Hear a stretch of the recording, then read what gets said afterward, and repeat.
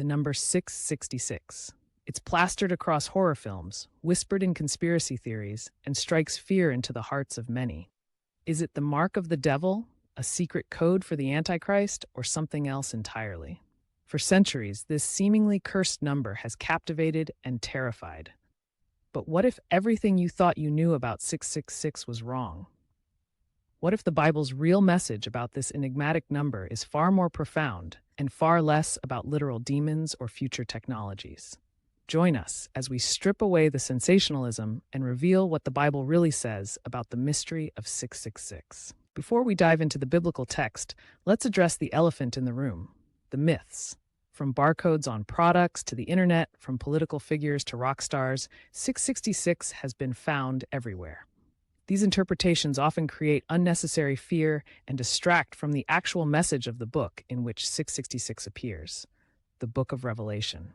To truly understand 666, we must understand its original context, its original audience, and the literary style of this unique prophetic book. The Book of Revelation is not a literal blueprint for future events. It's a form of ancient Jewish and Christian apocalyptic literature. Think of it as a highly symbolic, dramatic vision designed to convey spiritual truths and provide hope during times of intense persecution.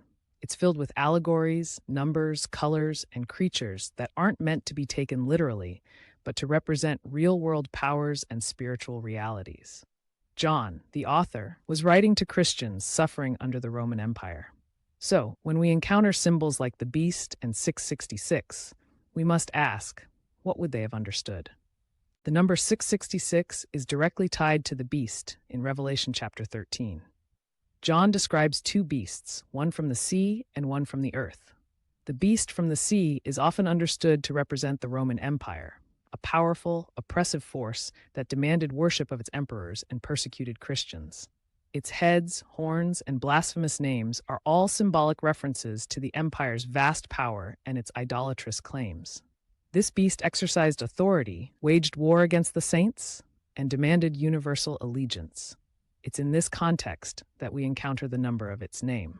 Now, for the crucial piece of the puzzle, gematria. In ancient Hebrew and Greek cultures, letters of the alphabet also had numerical values. This wasn't unique to the Bible. It was a common literary device. Think of it like a numerical riddle. So when Revelation 13 verse 18 says, "Let the one who has understanding calculate the number of the beast, for it is the number of a man, and his number is 666, it's giving us a clue, not a future prophecy about technology. The challenge is to calculate, not to predict. The most widely accepted scholarly interpretation connects 6666 to a specific historical figure notorious for persecuting Christians, Emperor Nero Caesar. In Hebrew, Nero Caesar transliterates to NRWNQSR. N nun equal 50, R 200W equals 6, N nun 50Q, QF 100S, Semex 60R, Resh equals 200.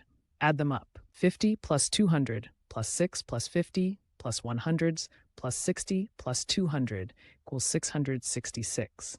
This was a coded way for John to identify the oppressive power without openly naming the emperor, which would have put his readers in even greater danger. For the first-century Christians, Nero, who notoriously blamed Christians for the Great Fire of Rome and executed Peter and Paul, was the ultimate embodiment of tyrannical evil.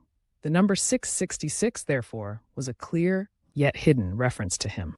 Beyond gematria, the number 6 itself holds symbolic weight in Jewish numerology. The number 7 often represents perfection, completeness, or divinity. Think of the 7 days of creation, or God's rest on the 7th day. The number 6, then, is often seen as falling short of perfection, incomplete, human, and imperfect. When we see 66 repeated 3 times, 666, it emphasizes this imperfection to the highest degree. It signifies extreme human failure, absolute incompleteness, and utter defiance of God. It's not a number of supernatural evil, but a number representing the ultimate failure and godlessness of human power, specifically the Roman Empire and its idolatrous emperor. It's a symbolic declaration of the beast's inherent flaw and ultimate defeat, despite its outward display of power. And what about the mark of the beast on the hand or forehead? Again, this isn't a literal microchip or tattoo. In ancient times, marks on the hand or forehead signified ownership, allegiance, or devotion. Slaves wore marks of their masters, soldiers wore marks of their general, and devotees wore marks of their gods.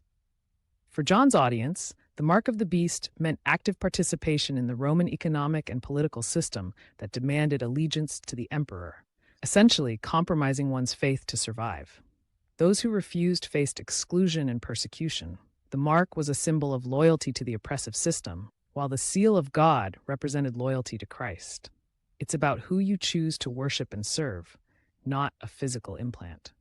So, what is the real message of 666 and the Book of Revelation? It's not a scare tactic for the future. It's a message of hope and encouragement for the suffering church of the past. It tells them God is in control. Even oppressive empires like Rome are ultimately temporary and flawed, symbolized by 666. Persevere. Stand firm in your faith, even unto death. Victory is assured. The beast, representing human evil, will be defeated by Christ, the Lamb. The true mystery of 666 isn't some future riddle, but a powerful coded message of defiance and hope for an oppressed people, assuring them that human evil, no matter how powerful, will always fall short of divine perfection and will ultimately be conquered. The journey through the true meaning of 666 reveals not a number of fear, but a symbol of understanding and resilience from the past. It's a testament to how complex ancient texts can be when ripped from their context. What surprised you most about the real meaning of 666? Share your thoughts in the comments below. If this deep dive helped you understand the Bible more clearly, please hit that like button, subscribe for more myth-busting historical and biblical explorations, and ring the notification bell. Thank you for watching.